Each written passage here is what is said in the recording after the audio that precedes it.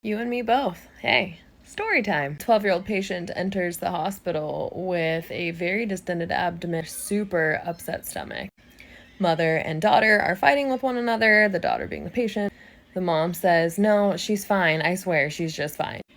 The daughter, with a green face, like pale as can be a green face, vomits immediately in the middle of the emergency department. The clerk asks, "Ma'am, why is your daughter here, standing in the hallway vomiting?" Patient's mother proceeds to tell the clerk, "Well, we had to come from prompt care because prompt care said that it was an emergency."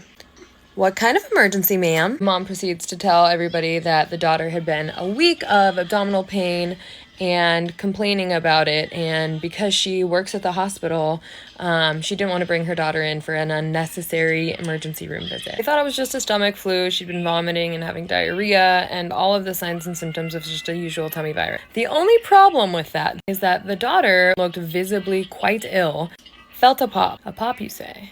Why does a pop matter? Well, a pop matters because there's only certain things that go pop in your belly, and it's almost always not a good sign if that's the case. Daughter was rushed to the back of the emergency department and then directly into surgery because it had turned out on the CT scan, it showed that she had a burst appendix. And when they did blood cultures, she was septic, and what had happened is that the appendix had ruptured, become septic and gangrenous in her belly, and the surgeon said, "When I was trying to get the last remaining pieces of the appendix out, there really wasn't much to do except for scoop it into a jar." The girl ended up losing a couple inches of her colon. The poor girl also literally discharged the day of her junior high graduation. The little girl was me. I was the little girl. My appendix burst. Pics for proof.